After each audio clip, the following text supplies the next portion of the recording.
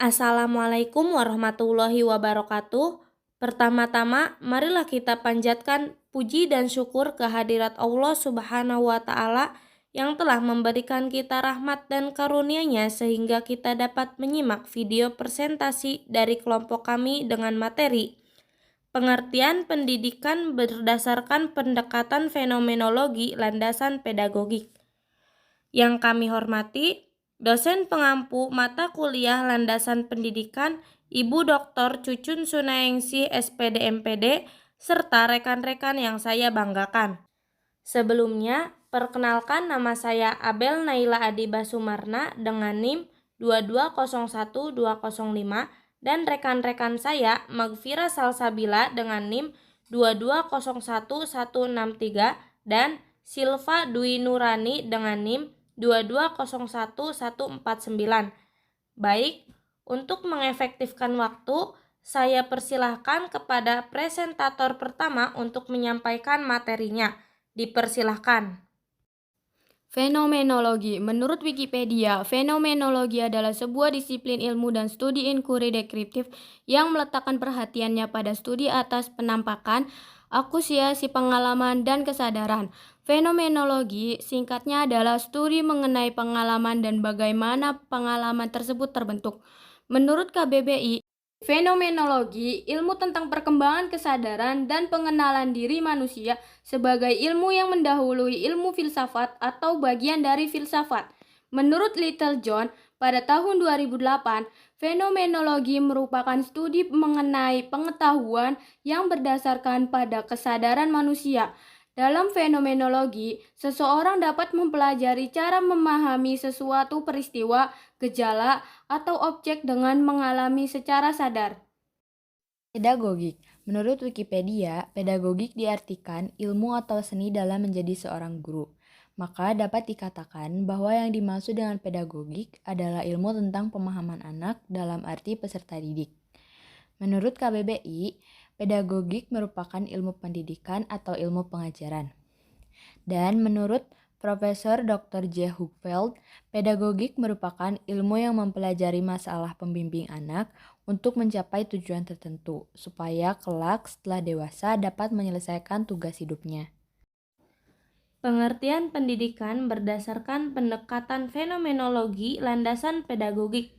Menurut M.J. Langfeld pada tahun 1980, pendidikan atau mendidik adalah suatu upaya orang dewasa yang dilakukan secara sengaja untuk membantu anak atau orang yang belum dewasa agar mencapai kedewasaannya.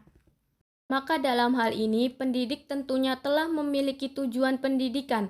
Untuk mencapai tujuan tersebut, pendidik memilih isi pendidikan tertentu dan menggunakan alat pendidikan tertentu pula.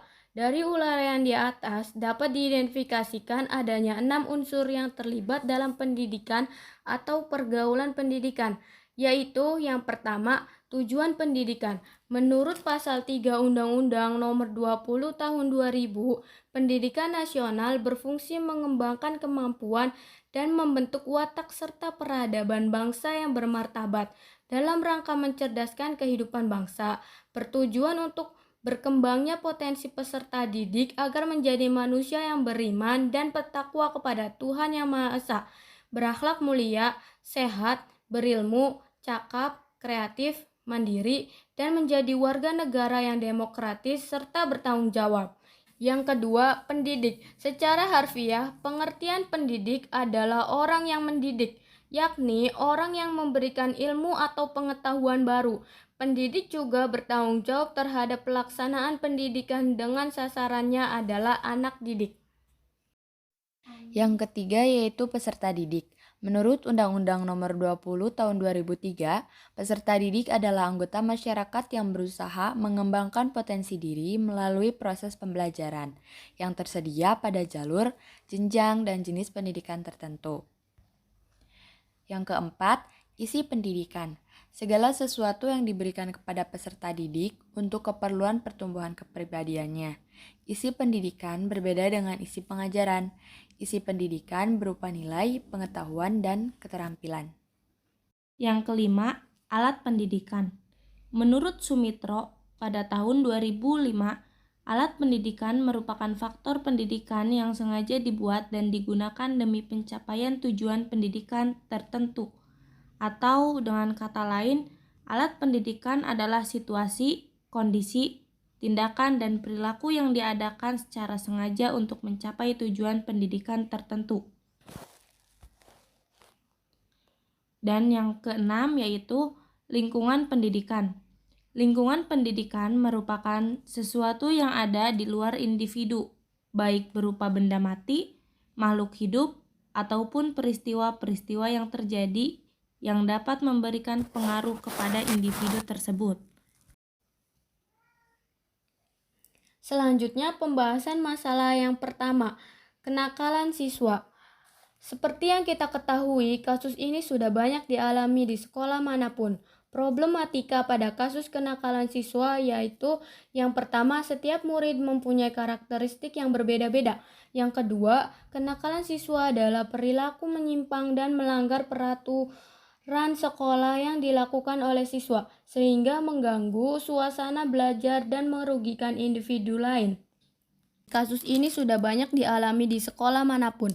Problematika pada kasus kenakalan siswa yang pertama yaitu murid mempunyai karakteristik yang berbeda-beda.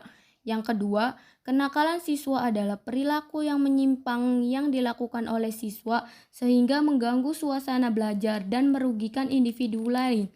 4 penyebab kenakalan siswa yaitu 1. Kondisi fisik. 2. Kurangnya perhatian orang tua. 3. Lingkungan negatif.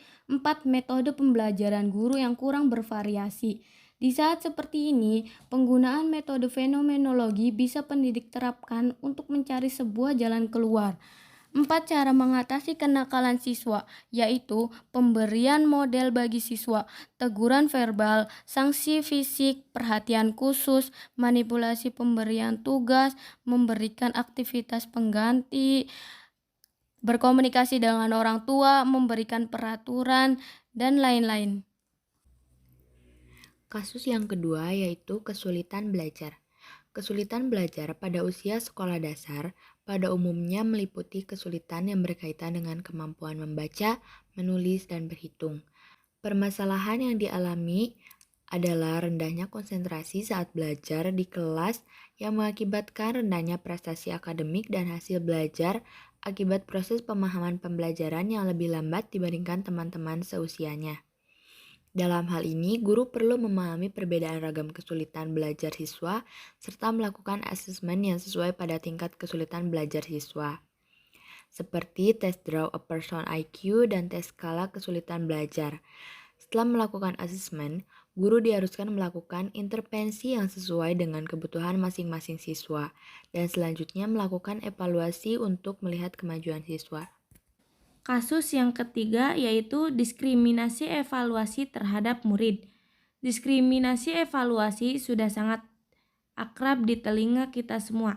Kasus ini masih saja bisa kita temui apalagi di sekolah-sekolah kecil berskala desa.